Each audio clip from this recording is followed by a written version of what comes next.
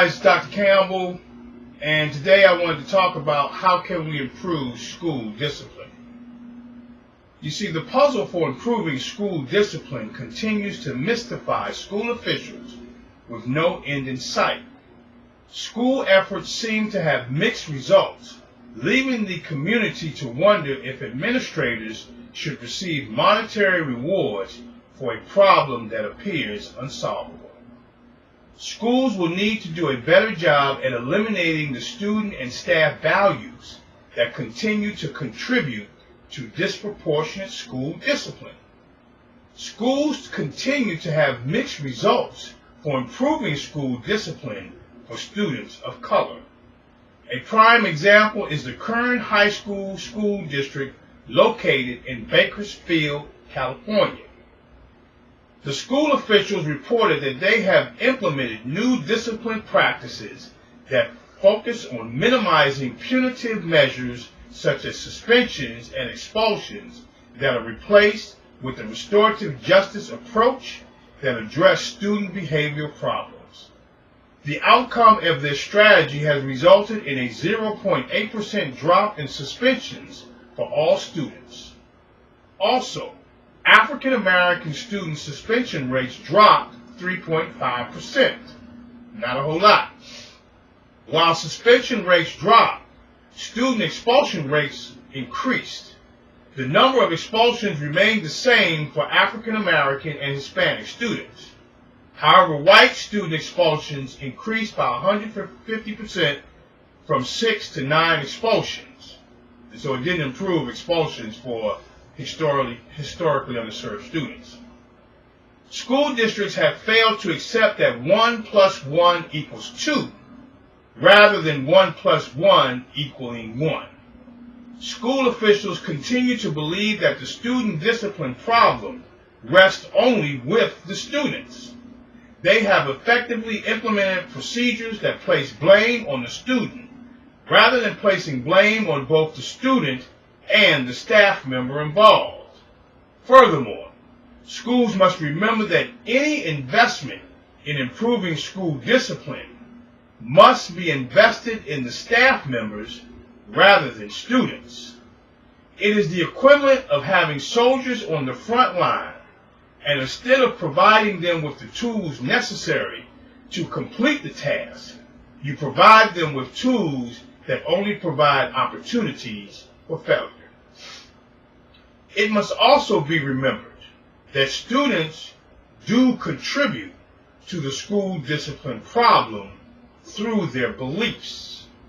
For example, many students believe that school is detrimental to their identity.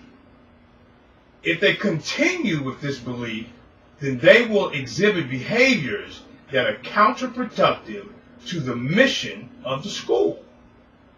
Teachers also contribute to the challenges associated with school discipline.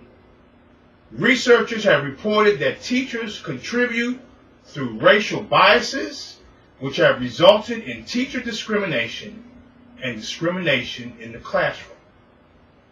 Teachers discriminate against students by stereotyping according to ethnicity.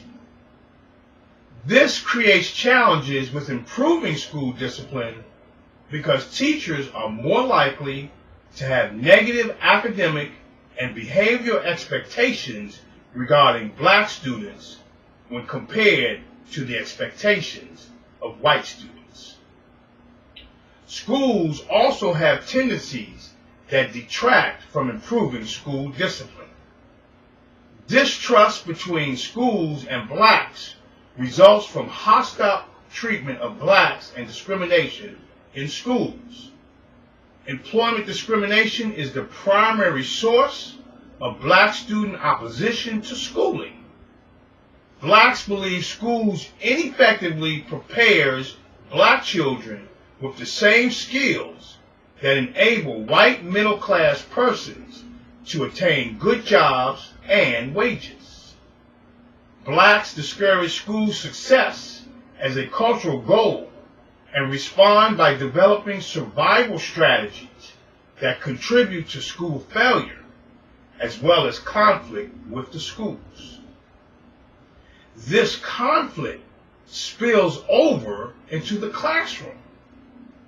It results in cultural classroom clashes between teachers and students, resulting in reduced academic achievement. Now, improving school discipline begins with empowering teachers to improve the school climate by promoting positive racial teacher-student classroom relationships. Empowering teachers is important for several reasons. First, empowering teachers does not shift the classroom power relationship that many other programs propose as an alternative solution. When there is a shift in the teacher-student power relationship, it results in a disgruntled teacher. Many teachers will underperform or leave the teaching profession when they feel disgruntled. And if they decide to leave, this can create a teacher shortage in that school district. Second, empowering teachers to improve school discipline helps schools to become more productive. Empowering teachers increases quality of work because in organizations that provide employees with the freedom and flexibility to make a difference, employees feel empowered to deliver high quality work. Schools that provide teachers with the freedom and flexibility to improve school discipline will help teachers to deliver higher levels of quality work amongst their students. This is Dr. Campbell. You can get additional information on our website at www.positiveracialrelationships.com. And of course, if you want to talk about it, you can call me on my direct line at 856-566-3267. Have a great day, and thank you very much.